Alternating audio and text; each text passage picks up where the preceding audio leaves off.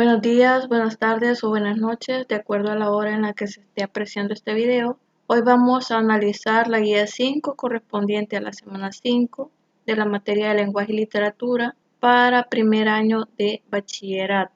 Vamos a comenzar analizando los contenidos que vamos a estudiar en esta ocasión. Primero estableciendo que estamos estudiando la unidad número 2 denominada literatura medieval. Contenido número 1 es la producción de textos con intención literaria. Contenido número 2, figuras literarias. Dentro de estas figuras literarias vamos a estudiar la diáfora, la perífrasis, la antonomasia y también la hipérbole. Además vamos a realizar corrección ortográfica de textos haciendo uso adecuado del punto, la coma, el punto y coma, los dos puntos, el guión y el paréntesis. ¿Qué se espera de usted al finalizar la guía? Se espera la escritura de un cuento. Dicho esto, vamos a proceder a revisar las actividades que se nos proponen en esta ocasión, iniciando por la actividad 1. En la actividad 1 se nos coloca una imagen. Esta imagen hace referencia al infierno de Dante. Lo que se le pide que haga en esta actividad es observar muy bien la imagen y escribir un párrafo en el que usted describe lo que ve en ella. Usted va a observar muy bien la imagen, la va a dibujar en su cuaderno o si tiene oportunidad va a sacar una impresión de esta imagen, la va a pegar en su cuaderno. Una vez haya observado bien los elementos que componen la imagen, usted va a proceder a describir esta imagen en al menos 4 renglones de su cuaderno, detallando cuáles son los elementos y cómo son cada uno de los elementos que la componen. Luego de haberlo hecho, se le pide que comparta los resultados con su docente y con sus compañeros.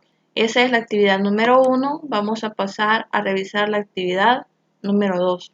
En la actividad número 2 se le propone la creación de un cuento, pero se le pide que para la creación de este cuento aplique sus conocimientos sobre el infierno que propone Dante. Usted se preguntará en este momento cómo voy a saber yo eso, nunca antes he escuchado del infierno de Dante, en fin. Bueno, se le explica más adelante que esta actividad pretende que usted escriba una versión diferente de algunos hechos ocurridos en la obra La Divina Comedia. Ahora sí, ya nos vamos ubicando, pues el infierno de Dante se propone en la Divina Comedia. Es parte de la obra La Divina Comedia.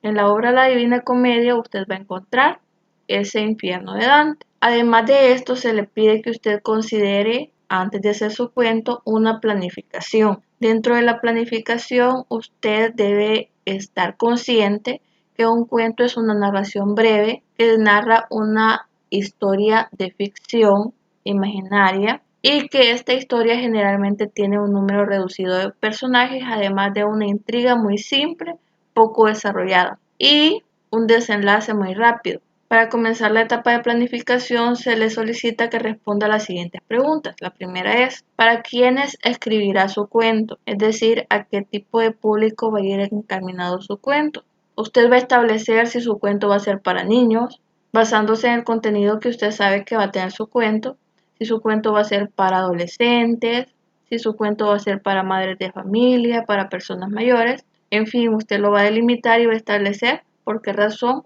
ha elegido ese público. Luego se le solicita que conteste cuál será la intención comunicativa o el propósito de su cuento que quiere lograr.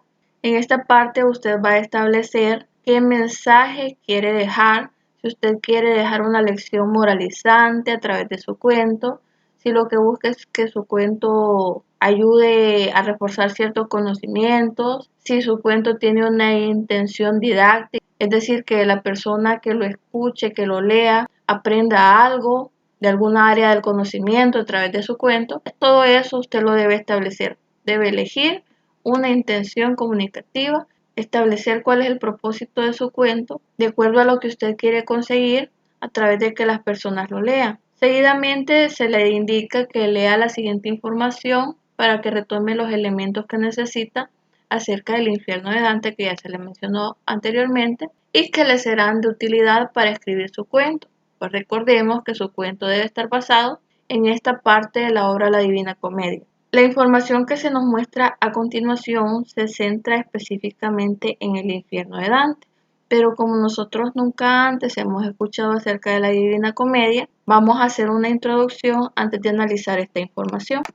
La Divina Comedia es una obra escrita por Dante Alighieri y relata un momento de su vida en el cual él cumple 35 años y de repente se encuentra en una especie de sueño en el cual él se ve en un bosque enfrentado a 3 bestias que cada una representa un sentimiento. De pronto aparece ante él el poeta Virgilio, quien le dice que le va a llevar ante su amada Beatriz, pero que para llevarlo necesitan atravesar el purgatorio y los diferentes círculos del infierno. Es así que Dante se dispone a seguir a Virgilio y se ve enfrentado a la realidad que experimentan las almas de aquellos de quienes en vida cometieron algún tipo de pecado. Ahora que sabemos eso, vamos a analizar la información, no sin antes establecer que luego de que ellos atraviesan todos estos lugares, claro está, Dante se reúne con Beatriz en el paraíso. Ahora sí, estamos listos para revisar la información.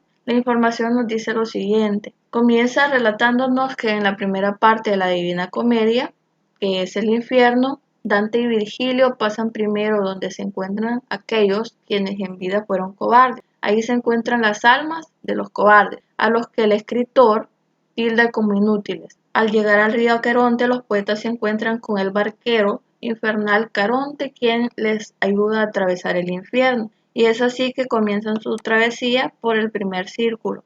En el primer círculo del infierno, Dante y Virgilio encuentran a aquellas personas que no fueron bautizadas o que no conocieron a Cristo, que a pesar de no ser malos, como no conocieron a Cristo ni fueron bautizados, han sido destinados a estar por la eternidad en el primer círculo del infierno. Seguidamente, en el segundo círculo del infierno, Dante y Virgilio encuentran a aquellos que están siendo castigados por el pecado de la lujuria.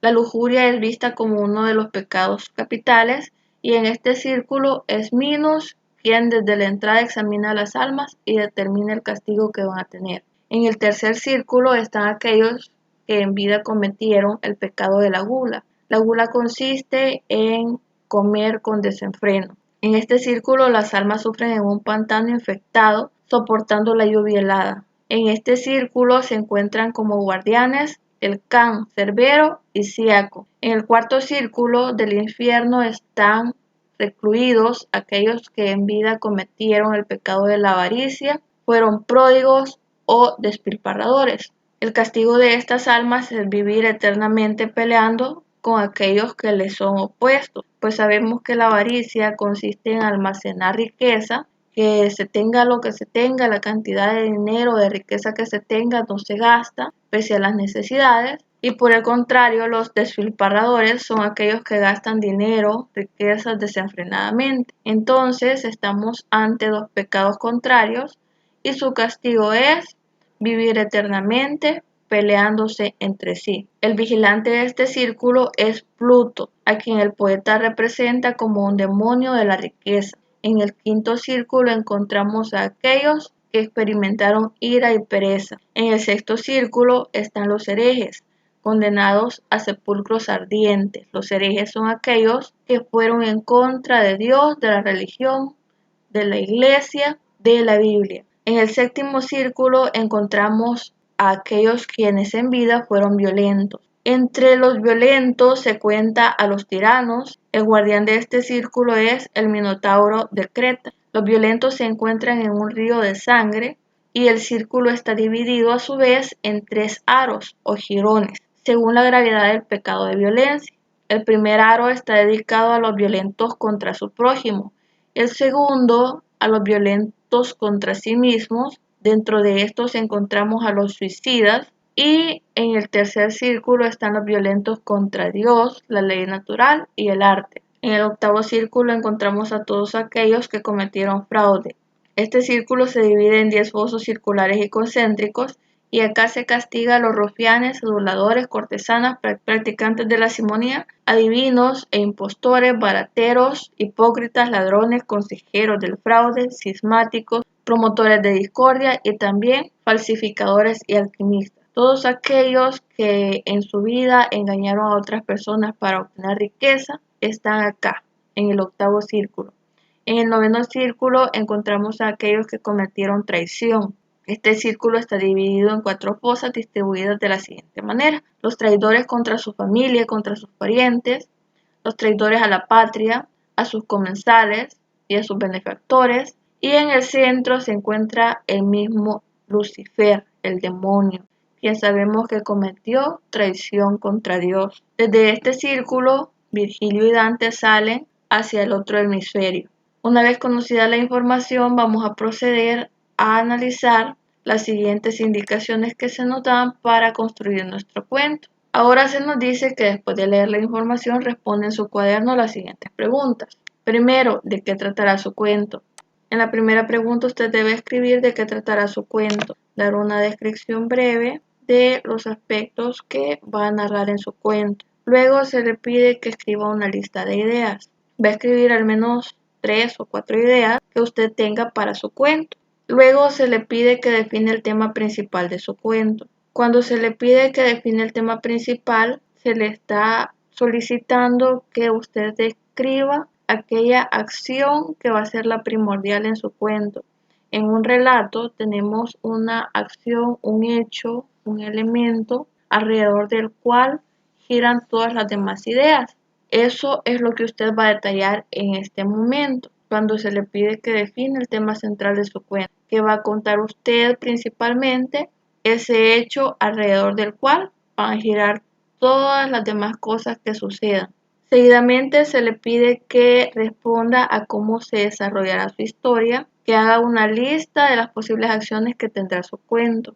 Acá usted puede agregar al menos 3 acciones que van a realizar sus personajes dentro del cuento. Finalmente, se le solicita que especifique quién o quiénes serán los personajes principales de su cuento. Acá le recomiendo hacer un dibujo de sus personajes principales. Sus personajes principales pueden ser 1 o pueden ser 2, según usted lo decida, pudieran ser más incluso, pero dejémoslo en 1 o 2, usted decide si son 1 o 2. Hace el dibujo y detalla cómo va a ser ese o esos personajes, describiendo sus características, tanto físicas como psicológicas, es decir, cómo son en apariencia física y cómo piensan o cómo se comportan. Al finalizar esta etapa de planificación, se espera que usted ya esté listo o lista para dar el siguiente paso. El siguiente paso se refleja en la actividad 3 y es la textualización. Es el paso en el que usted va a comenzar a darle forma a su cuento de manera escrita,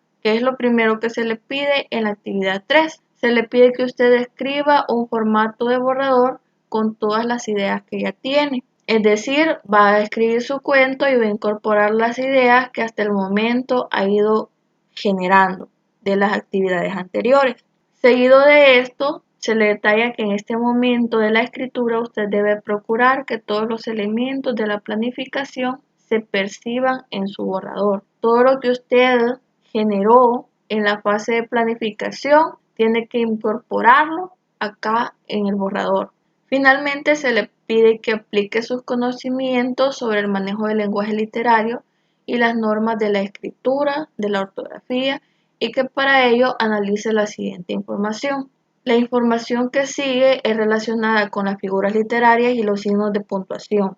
Es decir, que usted va a aplicar en su texto las siguientes figuras literarias y va a hacer corrección ortográfica haciendo uso de los signos de puntuación de forma correcta. También va a verificar que sus palabras estén bien escritas y adecuadamente tildadas. Dicho esto, vamos a proceder a analizar las figuras literarias que se nos presentan. Podemos darnos cuenta que son 4.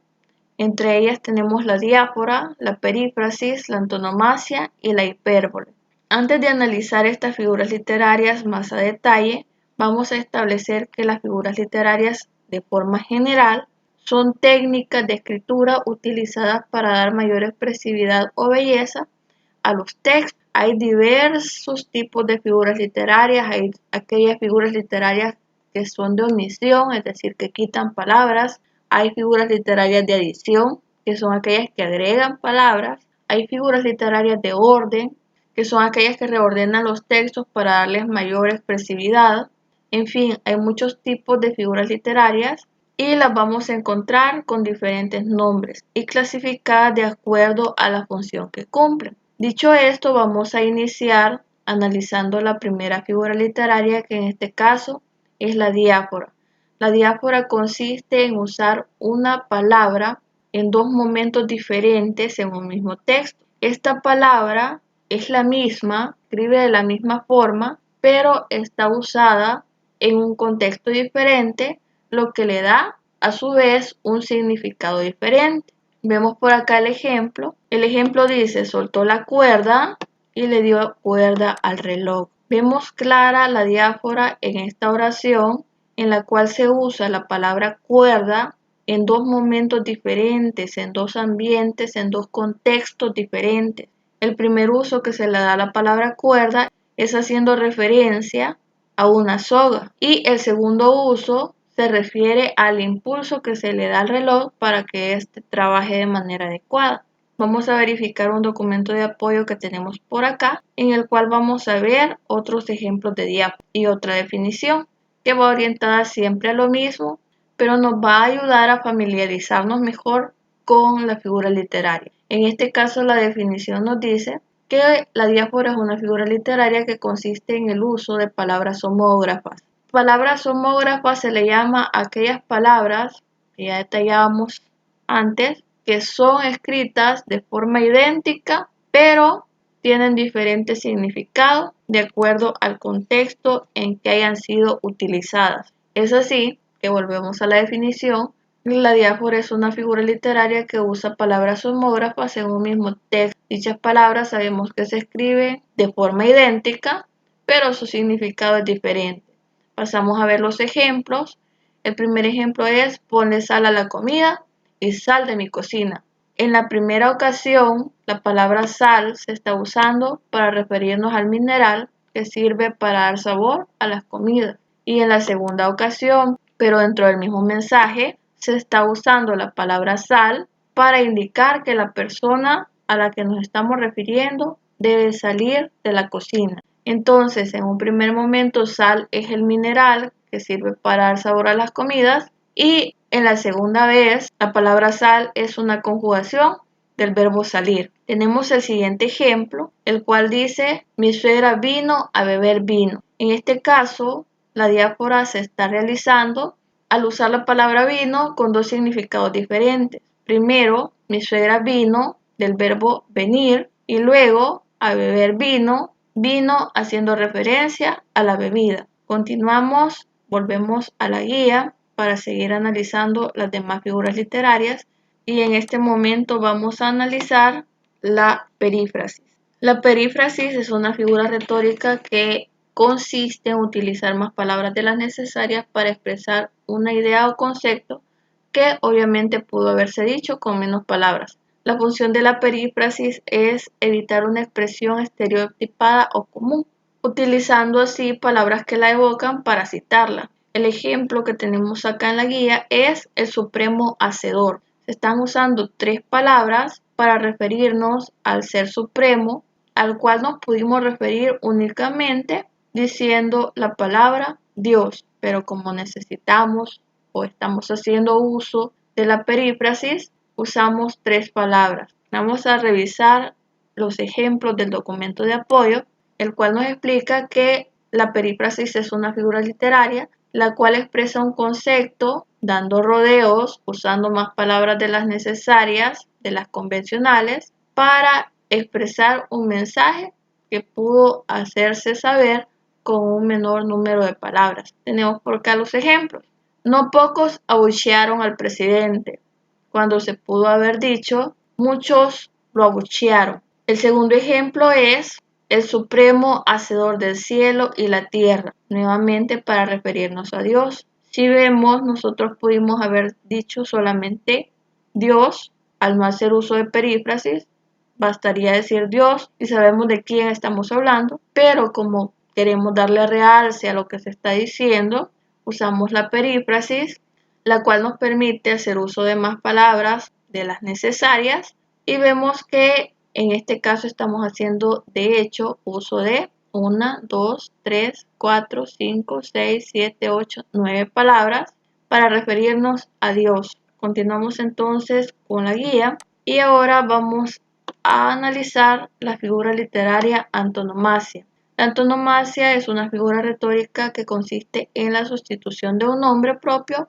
por una expresión conocida. Dicho de manera sencilla, la antonomasia consiste en usar el apodo de una persona en lugar de su nombre, nada más que este apodo tuvo que haber sido aplicado por una característica intrínseca de la persona, una característica que le es propia por algo en el que esa persona o elemento o hecho haya sobresalido de los demás. Y tenemos el ejemplo en el cual vemos que para referirnos a Aristóteles podemos usar la expresión el filósofo, porque esta persona dedicó su vida a la filosofía y cuando hacemos referencia al filósofo, las personas deben saber que estamos haciendo referencia a Aristóteles.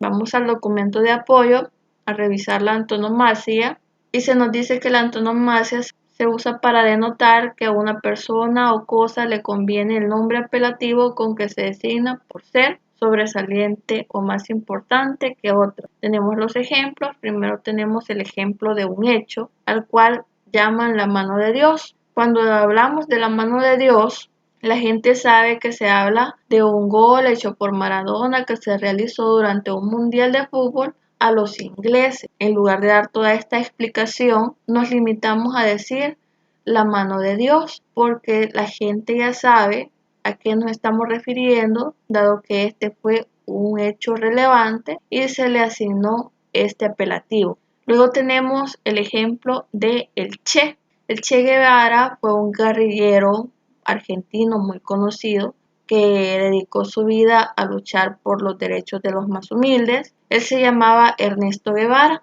pero todas las personas lo conocían como el Che Guevara o solamente el Che.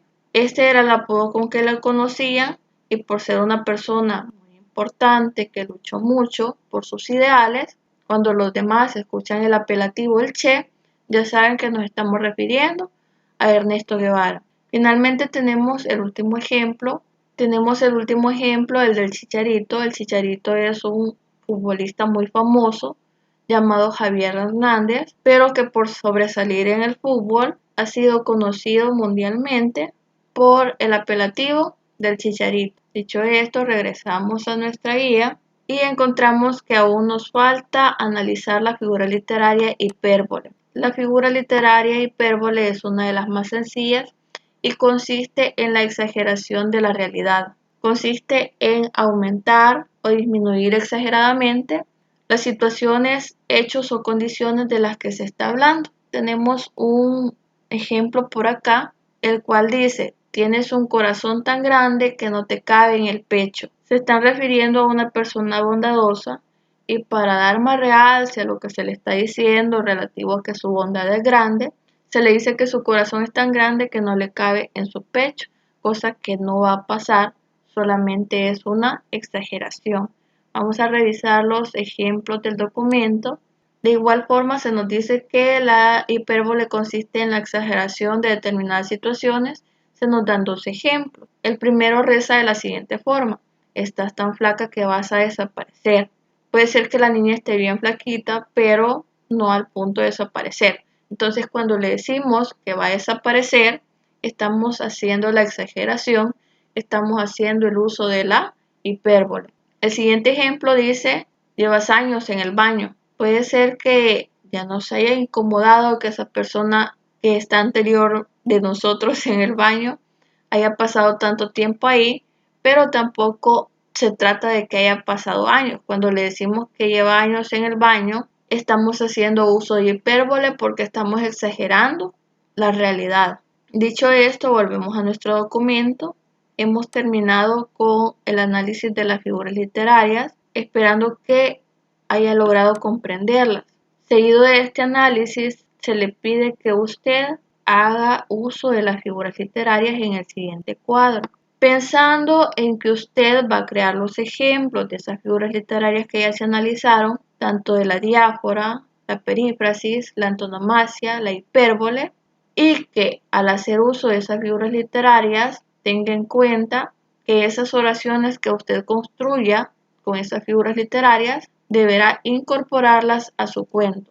Se le pide que presente al menos un ejemplo de cada figura literaria para incorporar posteriormente a su cuento. Se espera que no les sea difícil escribir sus propios ejemplos de las figuras literarias, pues ya analizamos las definiciones y vimos tanto los ejemplos que nos aportaba la guía como los que nos presentaba el documento de apoyo. Una vez usted haya escrito sus ejemplos para las figuras literarias, teniendo en cuenta que los va a incorporar en su cuento, vamos a pasar a la siguiente actividad, que es la actividad de cierre, la actividad número 4. En la actividad número 4 se le pide que usted haga una revisión global de su texto. Para esto debe revisar signos de puntuación, debe revisar correcta escritura de las palabras, debe revisar tildación adecuada. Vamos a ver lo que la actividad 4 nos indica. Y esto es, primero, que usted haga una lectura global de su borrador, del borrador de su cuento que tiene hasta el momento. A través de esa lectura se espera que usted busque todos los errores que pueda en su borrador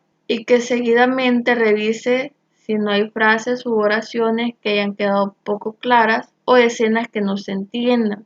Y además que identifique los errores de tildación que ya mencionábamos o errores de puntuación que puedan haber. Para ello se le pide que tome en cuenta la siguiente información respecto al uso de los signos de puntuación. Encontramos este cuadrito en el cual se nos detalla la información que necesitamos respecto al uso de los signos de puntuación, considerando el uso de los puntos en sus diferentes aplicaciones, el uso de la coma, el uso del guión y el uso del paréntesis. Primero, hay 4 usos del punto: el punto seguido, punto aparte, punto final y los 2 puntos. La función del punto seguido es separar una idea de otra, pero dentro de un mismo párrafo. Generalmente se utiliza cuando se está haciendo referencia a una situación en un mismo tiempo y espacio, pero se está modificando la acción que se quiere retratar. Es decir, no nos salimos del mismo ambiente, pero estamos agregando algún otro elemento a lo que estamos tratando de dar a conocer. Luego tenemos el punto y aparte, cuya función es separar párrafos. Es decir, usted escribe el punto y aparte, significa que terminó la idea que se refleja en el párrafo que estaba escribiendo y va a pasar a un siguiente párrafo que expresa una nueva idea. Luego tenemos el punto y final, que como su nombre lo dice, se utiliza cuando estamos dando fin al último párrafo del texto, y seguidamente tenemos los 2 puntos que se indican para llamar la atención del lector, para indicar una pausa enfática y cargar atención a lo que se está por decir. Tenemos luego el uso de la coma. La coma se utiliza principalmente para hacer pausas en la lectura. Se utiliza cuando hacemos listados y también para hacer pausas que añadan mayor expresividad y belleza a lo que se está diciendo. Seguidamente tenemos el punto y coma, el cual indica una pausa mayor que la coma, pero menor que el punto. El punto y coma se utiliza para separar ideas diferentes, pero asociadas a un mismo enunciado. Luego tenemos el guión. El guión generalmente se utiliza en aquellos textos que son expresados de manera dialogada. Su función es indicar las intervenciones de los personajes. Luego tenemos el uso de paréntesis, que generalmente se utiliza para realizar aclaraciones. Dentro de estos puede ser significados de palabras, significados de expresiones. Adicional a eso, los paréntesis se usan para indicar periodos de tiempo, para hacer referencia a un libro o un autor, para citar un libro, para citar un autor. En fin, una vez entendido el uso de los signos de puntuación, usted podrá aplicarlos a su texto de forma correcta. Continuamos entonces con la actividad número 5. En la actividad número 5, usted va a hacer la publicación de su texto. Para esto se le pide que reescriba y cree la versión final de su cuento, ya cómo va a quedar, ya considerando que tiene un título, esto es muy importante, considerando que su cuento tenga un inicio, un desarrollo y un final, que tenga incorporados todos los elementos que se han venido trabajando hasta el momento y que además le agregue un dibujo que refleje una escena de su cuento. También se le pide que reúna a los miembros de su grupo familiar y que les explique el proceso de producción textual que usted siguió para construir su texto, y que una vez tenga reunido a su grupo familiar, les lea su cuento en voz alta y que luego comparta toda la actividad con su docente. Para finalizar tenemos la autoevaluación. En la autoevaluación, como ya lo hemos hecho anteriormente, usted va a dibujar el cuadro de autoevaluación en su cuaderno con sus números, con su número de filas, sus criterios, sus indicadores logrados en el proceso, y va a proceder a marcar con una X según su propio nivel de desempeño. Por ejemplo, si siguió los pasos para crear un texto con intención literaria, va a marcar logrado. Si usted considera que no lo hizo, va a marcar en proceso. Si redactó los ejemplos de figuras literarias para su cuento, usted va a marcar logrado, si no, en proceso. Si revisó el uso del punto y coma, el paréntesis, gestión en su cuento, va a marcar logrado. De lo contrario, en proceso. Si retomó los elementos de la obra La Divina Comedia para escribir su cuento, aspecto que se le pedía desde el principio, si lo hizo, va a marcar logrado, si no, en proceso. Recuerde que si las respuestas quedan en proceso, significa que usted debe hacer una revisión de todas sus actividades y adecuarlas de manera que queden de acuerdo a lo que se le solicita para que usted pueda volver a su autoevaluación y una vez habiendo superado todo, marque en todas las casillas logrado. Este es todo el trabajo que se va a realizar en la guía 5 para la semana 5 de la materia de lenguaje y literatura para primer año de bachillerato.